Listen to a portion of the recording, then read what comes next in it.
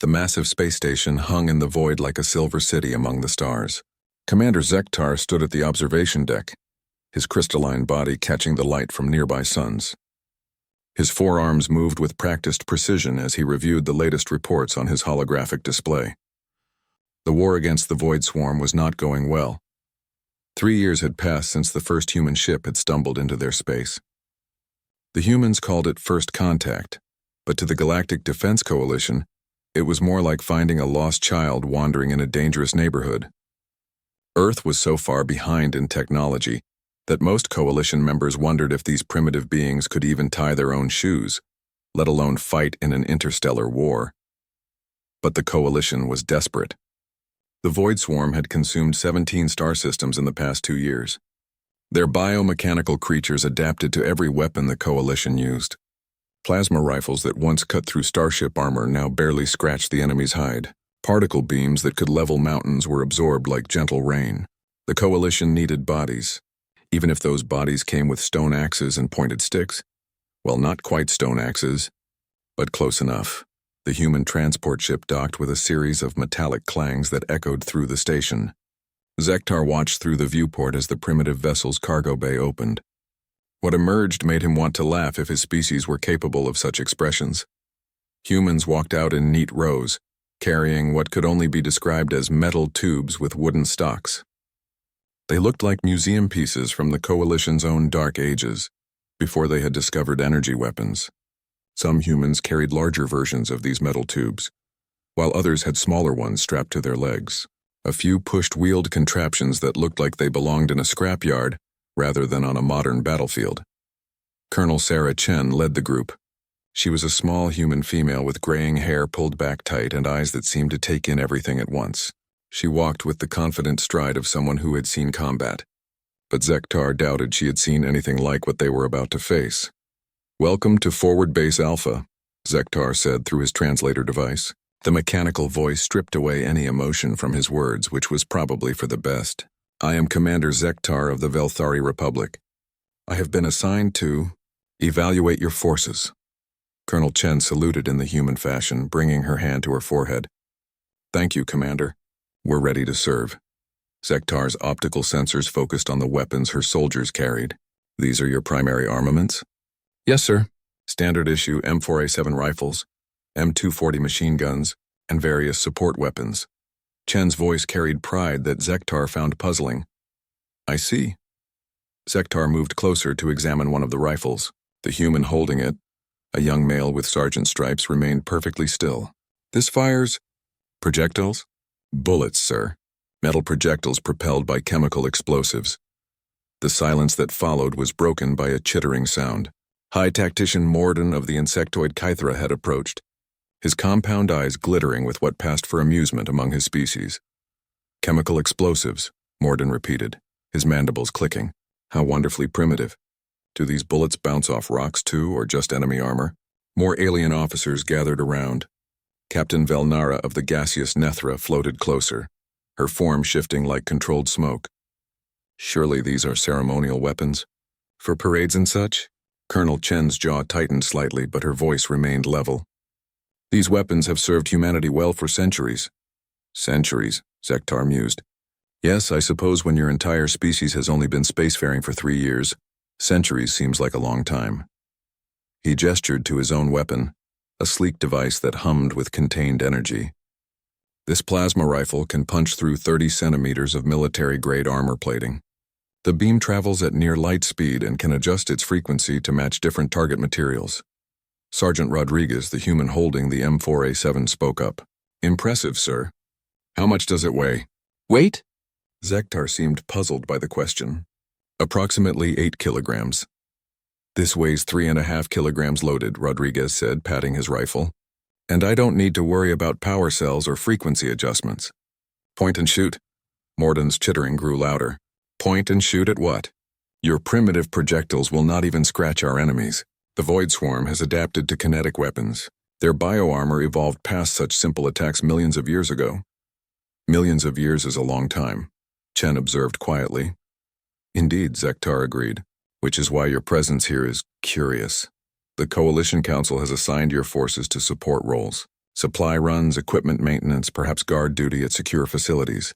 The human soldiers exchanged glances. Zektar noticed they did not seem disappointed by this assignment. If anything, some of them appeared to be suppressing smiles. We understand, Chen said. When do we get our first mission briefing? Tomorrow at 800 Standard Time, Zektar replied. Though I suspect your role will be minimal. The Void Swarm's latest adaptation makes them nearly invulnerable to all conventional weapons. Only our most advanced energy systems have any hope of penetrating their defenses. As the human forces were led to their quarters, Zektar remained at the observation deck with his fellow officers. Through the viewport, he could see human soldiers unpacking their equipment in the hangar bay. They moved with military precision, but their weapons still looked like antiques. I feel sorry for them. Velnara's gaseous form rippled with what might have been sympathy. They seem eager to fight, but they have no idea what they're facing. The Void Swarm will tear through them like tissue paper, Morden agreed. Those metal projectiles might have worked against other primitive species, but bioarmor that has evolved for millions of years. Impossible.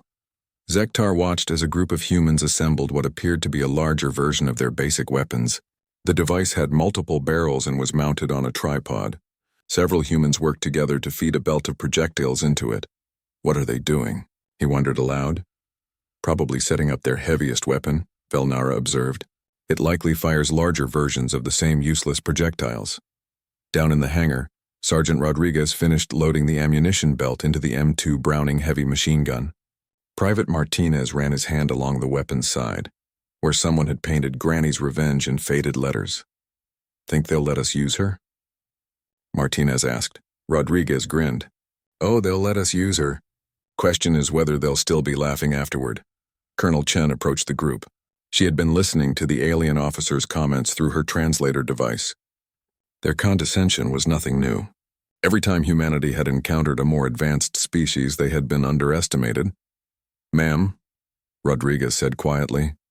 Permission to show these crystal heads what real firepower looks like? Patience, Sergeant, Chen replied. Let them keep thinking we're harmless.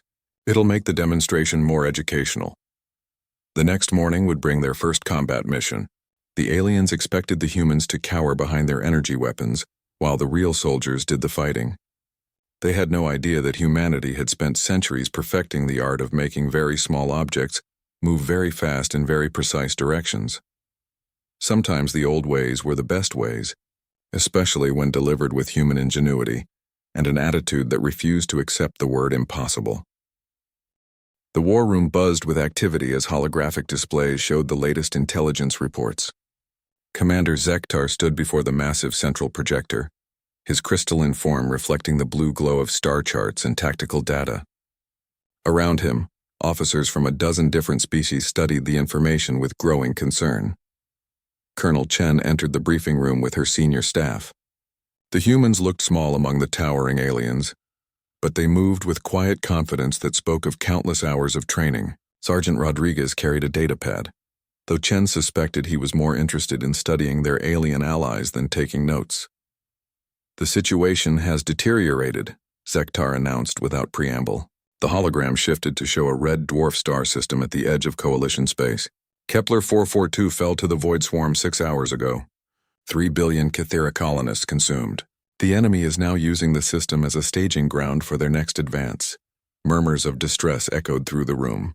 High-tactician Morden's mandibles clicked rapidly, a sign of extreme agitation among his species. They're moving faster than our projections indicated. At this rate, they'll reach the core systems within 2 standard months, which is why we must act now, Zektar continued. The hologram zoomed in on the third planet, a barren world scarred by massive biomechanical structures. Long-range scans have identified a Queen node facility on Kepler 442c. If we can destroy it, we can disrupt their command structure for this entire sector. Captain Velnara's gaseous form shifted anxiously. The last 3 attempts to assault a Queen node ended in complete disaster. Our weapons simply cannot penetrate their adaptive defenses, which is why this mission will be different, Zektar said. His optical sensors turned toward the human contingent. We will use our new allies as a distraction force. Colonel Chen raised an eyebrow. Distraction force? Your weapons pose no threat to the Void Swarm, Mordoon explained with barely concealed disdain. but the creatures will still respond to your presence. While they focus on eliminating your forces, our real warriors can flank them and strike at the Queen node with concentrated plasma fire. I see, Chen said quietly. So we're the bait. An unfortunate but accurate description, Zektar confirmed. Your sacrifice will not be forgotten. Sergeant Rodriguez shifted slightly and Chen could see him fighting back a smile. She placed a subtle hand on his arm, a signal to remain calm. How many enemy forces are we looking at? Chen asked. The hologram shifted again, showing massive swarms of biomechanical creatures surrounding the alien structures. They moved like living nightmares, part machine and part corrupted flesh. Some were the size of humans, others as large as buildings. All of them pulsed with an organic rhythm that suggested terrible intelligence. Conservative estimates put the garrison at 50,000 combat drones, Zektar reported. They range from basic soldier forms to heavy assault units capable of withstanding direct hits from ship-mounted weapons. And you think our bullets will somehow get their attention? Chen asked. The Void Swarm responds to any perceived threat, Velnara explained, even harmless ones. Your projectile weapons will do no damage, but the noise and movement will draw them toward your position. Behind Chen, Master Sergeant Williams whispered to Rodriguez. Did she just call us harmless? Repeatedly, Rodriguez whispered back. Chen stepped closer to the holographic display, studying the terrain around the Queen Node facility. The landscape was dotted with crystal formations and deep ravines that could provide cover. More importantly, she could see several elevated positions that would give her snipers clear fields of fire. What's the timeline? She asked. We deploy in 18 hours, Zektar announced. The assault will begin at dawn, local time. Coalition forces will remain in reserve until the enemy is properly distracted by your activities. Understood, Chen said. We'll need time to prepare our equipment and brief our personnel. Of course, Mordun clicked dismissively. Though I suspect your preparations will be brief. Point primitive weapons at enemy. Pull primitive triggers. Hope for quick deaths. This time, several human soldiers openly grinned. Chen decided it was time to end the briefing before someone said something they might regret. Thank you, Commander, she said formally. We'll be ready. As the humans filed out of the briefing room, the alien officers remained behind to discuss the finer points of their strategy. None of them noticed the small recording device that Private Martinez had left behind, disguised as a standard coalition data chip. In their assigned quarters, the human forces gathered for their own briefing. The recording device transmitted everything the aliens had said after the humans left, and the translations were not flattering. They really think we're going to die screaming while they swoop in to save the day, Corporal Kim observed. Let them think that, Chen replied. She activated her own holographic display, showing detailed scans of the enemy forces. What they don't understand is that we've been fighting adaptive enemies our entire history. Every war teaches the enemy how to counter our tactics, so we learn to adapt faster. Sergeant Rodriguez pulled up technical specifications on his datapad. Ma'am, I've been analyzing their bioarmor composition. The aliens are right about one thing. It has evolved to counter energy weapons. But evolution is a slow process. These creatures have been adapting to the same types of attacks for millions of years. And, Chen prompted, they've never faced modern kinetic weapons, Rodriguez grinned. Their bioarmor is designed to absorb and redirect energy. But you can't redirect physics. A depleted uranium round traveling at 3,000 feet per second doesn't care how evolved your armor is. Master Sergeant Williams spread out detailed schematics of their weapons loadout. We've got experimental DU rounds for the rifles, tungsten flechettes for the shotguns, and armor-piercing incendiaries for the machine guns. If their bioarmor has never encountered modern kinetic penetrators, it's going to be like tissue paper. What about the heavy units? Private Martinez asked. Some of those things are building-sized. Williams smiled and patted a large case marked with warning symbols. That's what the 50s are for. Anti-material rifles loaded with explosive rounds. If something's too big to kill with a regular bullet, we use a bigger bullet. And if that doesn't work? Kim asked. Then we use Granny's Revenge, Rodriguez said, gesturing toward the covered heavy machine gun. 20mm explosive rounds. If that doesn't solve the problem doesn't exist. Colonel Chen studied her soldiers. They were excited, not terrified. They saw this as an opportunity to prove themselves, not a suicide mission. That was good.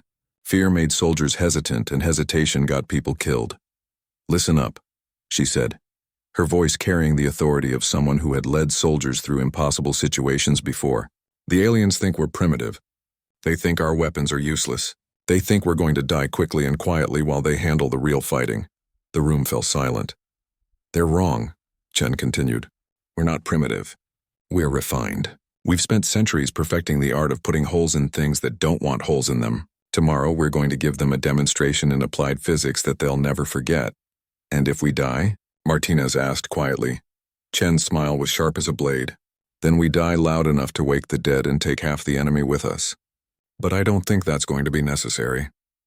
As the humans began final preparations for their weapons and equipment, none of the alien officers noticed the subtle modifications being made to their primitive armaments. Extra ammunition was distributed, firing positions were planned, and communication protocols were established. Tomorrow would be educational for everyone involved. The question was whether the aliens would live long enough to appreciate the lesson.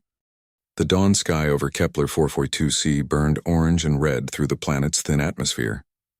The landscape stretched out like something from a nightmare, covered in twisted biomechanical structures that pulsed with alien life. Massive towers of living metal reached toward the sky, connected by bridges that seemed to breathe. At the center of it all stood the Queen Node facility, a mountain-sized organism that coordinated the Void Swarm's activities across the entire sector. Colonel Chen crouched behind a crystal formation on a ridge overlooking the enemy complex. Through her binoculars, she could see thousands of void creatures moving between the structures. They came in dozens of different forms, from human-sized scouts to massive tank-like constructs that could punch through starship armor. All of them shared the same unsettling combination of mechanical precision and organic flow. Visual confirmation on target, she whispered into her radio. Estimated enemy strength matches intelligence reports, 50,000 plus. Behind her, spread across the ridge and the valley approaches, her soldiers had taken position. They had worked through the night to establish overlapping fields of fire and prepared fallback positions. To any observer, it looked like a standard military deployment. What wasn't standard was the quiet confidence radiating from every human position. Sergeant Rodriguez lay prone behind his modified M4A7. The rifle's scope trained on a cluster of mid-sized void creatures near the facility's outer perimeter. The depleted uranium rounds in his magazine were each capable of punching through 6 inches of hardened steel. He wondered how they would perform against bioarmor that had never encountered anything like them. Movement on the left flank, reported Corporal Kim from her sniper position. Looks like a patrol coming our way. Chen could see them through her binoculars, a group of Void Scouts moving with predatory grace across the broken terrain. Their bioarmor rippled and shifted as they moved, automatically adjusting to the environment. Energy scarring along their carapaces showed they had survived previous encounters with coalition forces. Hold position, Chen ordered. Let them get closer. 2 kilometers behind the human positions, Commander Zektar watched through his own optical sensors. The coalition forces were arranged in a crescent formation, ready to sweep down on the enemy once the human distraction began. Every alien soldier carried weapons that could level buildings, powered by energy sources that could run a small city. The humans are about to make contact, Zektar reported to his fellow commanders. Prepare for enemy response.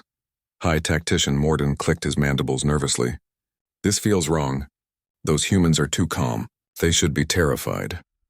Fear takes different forms in different species, Captain Velnara observed. Perhaps humans freeze instead of flee. The Void Patrol was now within 50 meters of the human positions.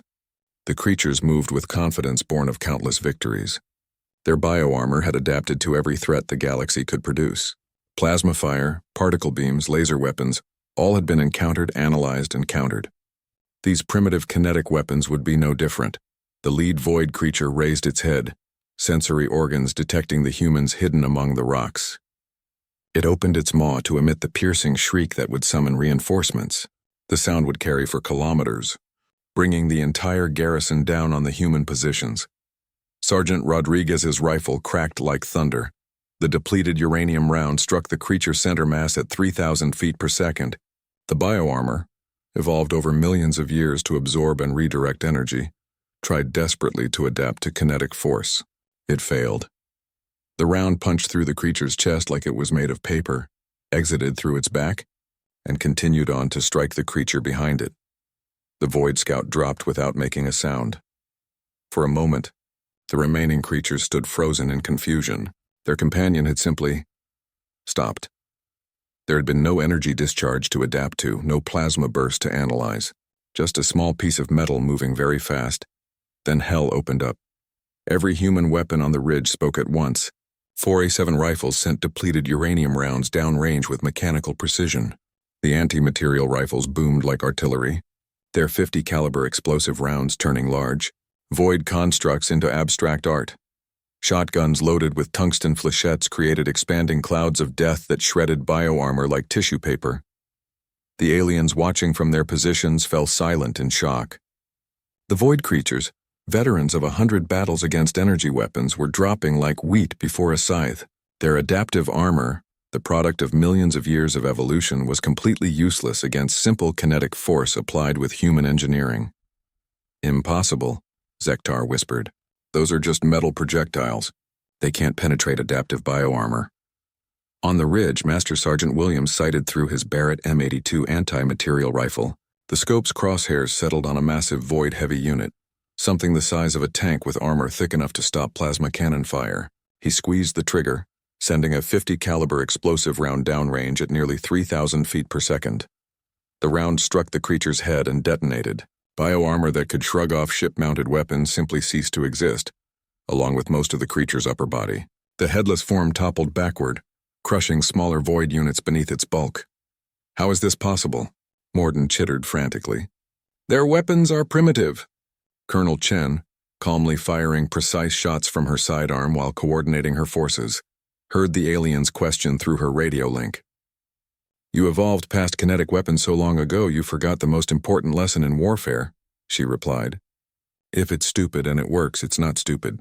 The void creatures were beginning to respond to the attack, but their million-year-old instincts were failing them. They charged the human positions, expecting to overwhelm primitive projectile weapons through sheer numbers. Instead, they ran into overlapping fields of fire from weapons designed to kill efficiently and reliably. Private Martinez had set up his modified Browning M2 heavy machine gun on a rocky outcropping with a clear view of the main approach. The weapon's original design dated back to the early 20th century, but this version fired 20mm explosive rounds at 600 rounds per minute. Each shot carried enough kinetic energy to punch through starship armor. The Browning's deep chatter echoed across the valley as Martinez swept the weapon back and forth, cutting down void creatures by the dozen. Their bioarmor, evolved to absorb energy and redirect force, had no answer for high explosive rounds that detonated inside their bodies. There was no evolving past having your internal organs scattered across a 50-meter radius. "Granny's revenge sends her regards," Martinez muttered as he fed another belt of ammunition into the weapon. The main void garrison was now responding to the attack. Thousands of creatures poured from the biomechanical structures, their shrieks of rage echoing across the landscape. They moved like a living tide of metal and corrupted flesh, confident that numbers would overwhelm any defense. They had never faced humans who had spent centuries perfecting the art of defensive fire. Corporal Kim's sniper rifle cracked again and again, each shot dropping a void creature at ranges the aliens thought impossible for primitive weapons. Her tungsten core rounds punched through bioarmor like it wasn't there, often continuing on to hit targets beyond the first.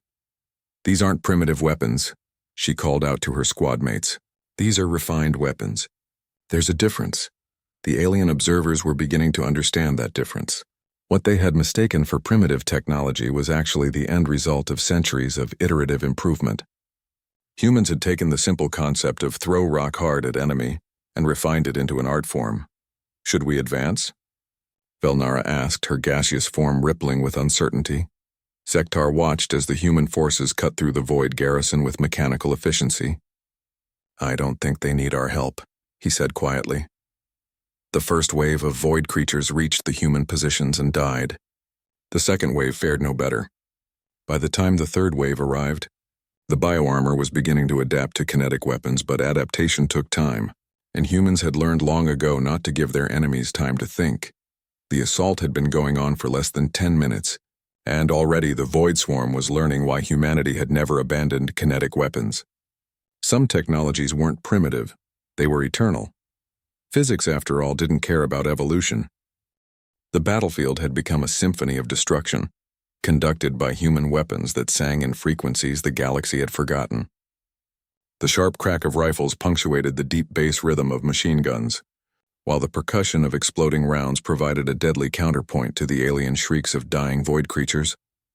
Sergeant Rodriguez reloaded his rifle with practiced efficiency, the empty magazine hitting the ground as he slammed a fresh one home. Around him, the landscape was littered with void corpses, their bioarmor torn open like cans in a recycling plant.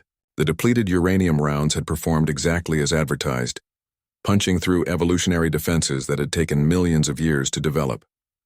"Contact left," called out Private Martinez from his position behind the heavy machine gun. A group of void heavies was approaching from the flank, massive creatures with armor plating thick enough to stop starship weapons. Their biometal hide rippled and shifted as it attempted to adapt to the kinetic threats, but evolution was a process measured in generations, not minutes. Martinez swung Granny's Revenge toward the new threat and squeezed the trigger.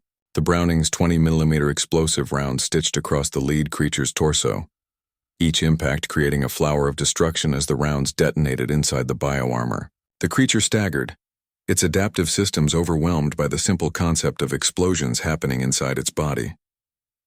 "Adaptation in progress," Martinez reported with grim satisfaction. "Too bad it's too little too late."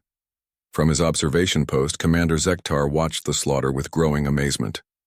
His tactical displays showed the Void garrison's strength dropping rapidly, not the gradual attrition of a hard-fought battle, but the precipitous collapse of a force encountering something completely outside its experience. "This cannot be happening," High Tactician Morden chittered, his compound eyes reflecting the explosions below. "The Void Swarm has never been defeated this decisively. Their adaptive capabilities are legendary." "Apparently not legendary enough," Captain Velnara observed, her gaseous form rippling with what might have been awe. "The humans are cutting through them like they're made of gossamer." Colonel Chen moved among her positions with calm efficiency, directing fire and coordinating movements. Her soldiers had spread out across the ridge and were now advancing down into the valley, their overlapping fields of fire creating kill zones that no void creature could cross alive. "Advance by fire teams," she ordered into her radio. "Maintain spacing and watch your flanks. Don't get cocky just because we're winning." But it was hard not to feel confident when every shot was finding its mark. The human weapons were performing flawlessly, each one a precision instrument designed for the specific purpose of putting holes in things that needed holes put in them. The void bioarmor, for all its evolutionary sophistication, had no answer for simple kinetic energy applied with human ingenuity. Corporal Kim had moved to a new sniper position on a crystalline outcropping that gave her an elevated view of the entire battlefield. Through her scope, she could see individual void creatures trying to take cover behind the biomechanical structures. The creatures' movements showed confusion and fear, emotions that the void swarm rarely displayed. "They're learning," she reported, starting to show actual tactical awareness instead of just charging straight at us. "Good," Chen replied.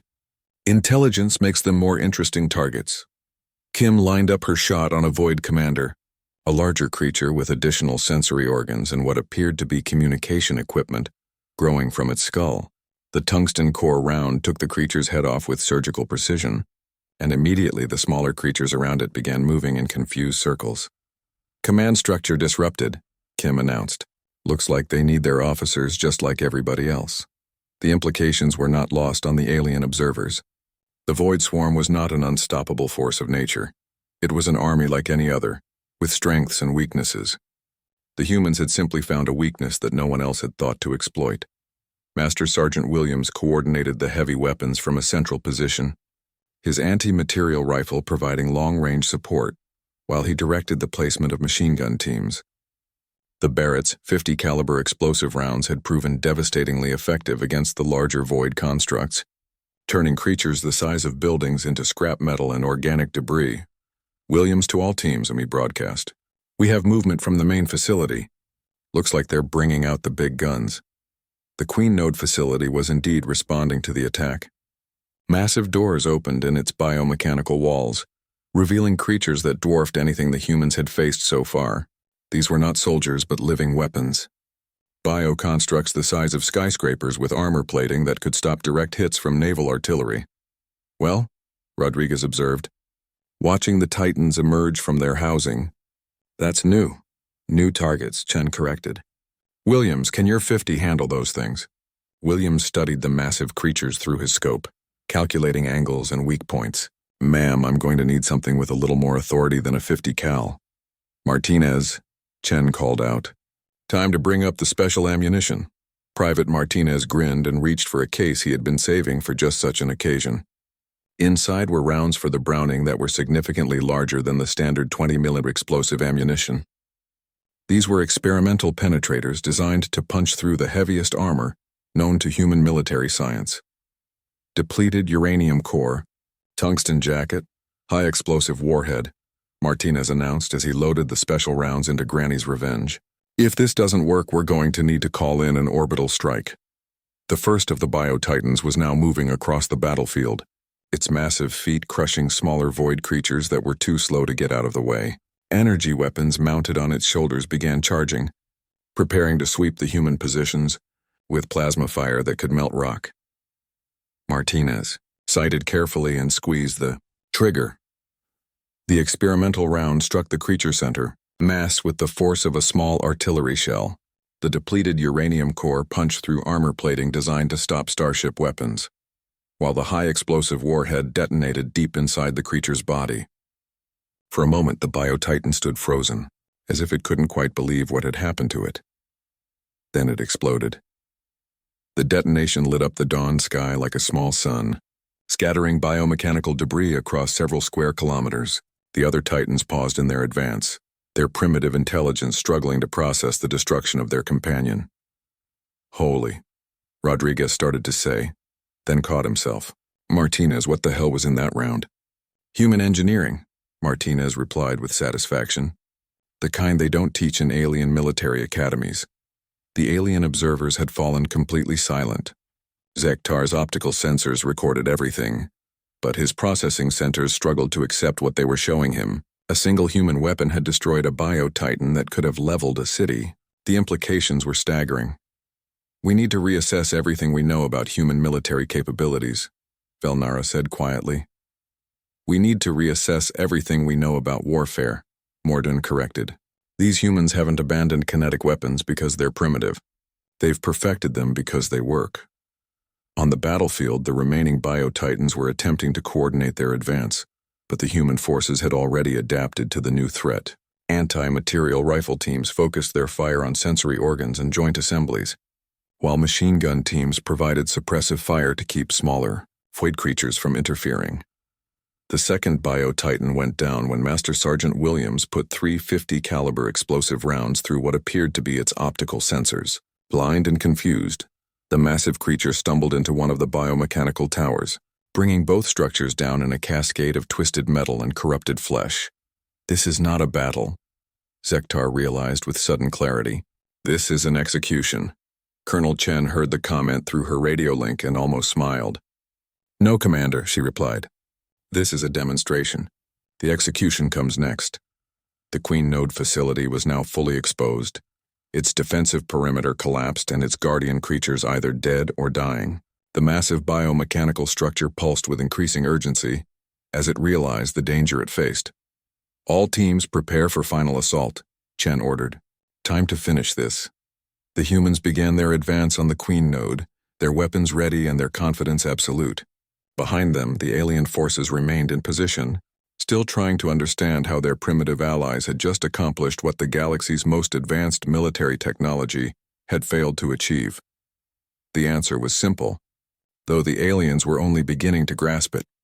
Sometimes the old ways were the best ways, especially when refined by a species that had never learned to accept the word impossible. The Queen Node facility loomed before the advancing human forces like a mountain of living metal and corrupted flesh. Its biomechanical walls pulsed with alien rhythms and strange lights flickered deep within its structure.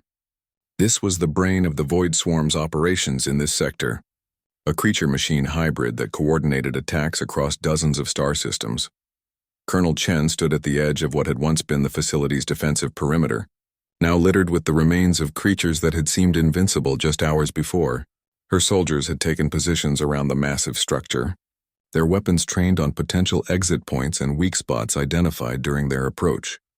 Final target acquired, she reported into her radio. Beginning terminal phase. The Queen node was not defenseless. As the humans approached, new creatures began emerging from hidden chambers within its walls. These were different from the previous defenders. Sleeker, more advanced with bioarmor that seemed to shift and flow even more rapidly than their predecessors. The facility was adapting in real time, creating defenders specifically designed to counter kinetic weapons. Sergeant Rodriguez studied one of the new creatures through his rifle scope. Its armor was thicker, more layered with what appeared to be energy dispersal channels running along its surface. Looks like they're learning, Colonel. Learning takes time, Chen replied. And we're not giving them any. She raised her sidearm and fired a single shot at the nearest creature. The depleted uranium round struck its center mass, and for a moment it seemed the bioarmor might hold. Then the round punched through and the creature collapsed like a marionette with cut strings. Adaptation incomplete, Chen announced with satisfaction. All teams weapons free. Bring it down. What followed was the systematic destruction of the most advanced biomechanical facility the Void Swarm had ever created. Human weapons spoke with voices of thunder and lightning, each shot precisely placed to cause maximum structural damage. Anti-material rifles targeted support columns.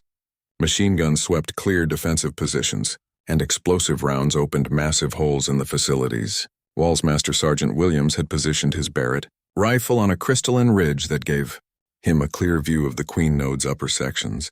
Through his scope, he could see what appeared to be a central nervous system organic, conduits that pulsed with information flowing to and from other void facilities across the galaxy. I have eyes on what looks like the primary control center, he reported, requesting permission to take the shot. Granted, Chen replied immediately. End this. Williams lined up his shot with the care of a surgeon. The 50 caliber explosive round would have to travel nearly 2 kilometers and punch through multiple layers of bioarmor to reach its target. He adjusted for wind, elevation, and the strange gravitational effects of the planet's triple moon system. The rifle bucked against his shoulder with familiar authority. The round struck the Queen node's control center with pinpoint accuracy. The explosion that followed was not large by military standards, just the controlled detonation of a single high-explosive warhead. But its effects rippled through the entire facility like a neural shock. The biomechanical walls began to convulse, lights flickered and died, and a sound like a dying whale echoed across the valley. Direct hit on the brain, Williams reported. Target is going down. The Queen node facility began to collapse in on itself, its biomechanical structure losing cohesion as the controlling intelligence died. Massive sections of wall fell inward, crushing the remaining defensive creatures. The alien lights went dark one by one, and the rhythmic pulsing that had given the structure an appearance of life finally stopped. Facility neutralized, Chen announced. All teams prepare for extraction. But the real extraction would be of information, not personnel. The human forces had just demonstrated something that would change the balance of power in the Galactic War. The Void Swarm, seemingly invincible enemy that had consumed 17 star systems, could be defeated, not with exotic energy weapons or advanced technology, but with simple kinetic force applied with human precision and determination. Commander Zektar descended from his observation post with the other alien officers. They moved like beings in a trance, still struggling to process what they had witnessed. The humans had accomplished in less than 4 hours what the Coalition's best forces had failed to achieve in 2 years of warfare. Colonel Chen, Zektar said as he approached the human commander. His translator struggled to convey the emotion in his crystalline voice. We owe you an apology. Chen looked up from the tactical display she was reviewing, her expression neutral. For what, Commander? For underestimating your capabilities. For thinking your weapons were primitive. For treating your forces as expendable. Zektar's optical sensors dimmed with what might have been shame. We were wrong about everything. Not everything, Chen replied diplomatically. Your energy weapons are impressive pieces of technology. But you made the same mistake that every advanced civilization makes. You assumed that newer automatically means better. High Tactician Morden clicked his mandibles nervously. But how is this possible? The Void Swarm's bioarmor has evolved for millions of years. It should be immune to kinetic weapons. Sergeant Rodriguez, who had been cleaning his rifle nearby, looked up with a grin. Sir, with respect, that's exactly the problem. They evolved to counter energy weapons because that's all they've faced. But evolution is reactive, not predictive. They never encountered modern kinetic penetrators, so they never developed defenses against them. It's like bringing a sword to a gunfight, Private Martinez added, patting the side of his heavy machine gun. Doesn't matter how good your sword is if the other guy has Granny's revenge. Captain Velnara's gaseous form rippled with confusion. But surely kinetic weapons are inferior to energy weapons in every way. Master Sergeant Williams looked up from his Barrett rifle, where he was performing routine maintenance. Ma'am, this rifle was designed by my great-grandfather's generation. The basic mechanism hasn't changed in over a century. You know why? Why? Velnara asked. Because it works, Williams said simply. Every time in any environment under any conditions. No power cells to run down, no frequency adjustments to make, no exotic materials to maintain. Just physics and engineering. Colonel Chen watched the exchange with quiet satisfaction. Her soldiers were providing the aliens with an education in military philosophy that went far beyond simple tactics and weapons technology. You see weapons that throw metal, she told Zektar. We see Newton's laws applied with extreme prejudice. You abandoned kinetic weapons because you thought they were primitive.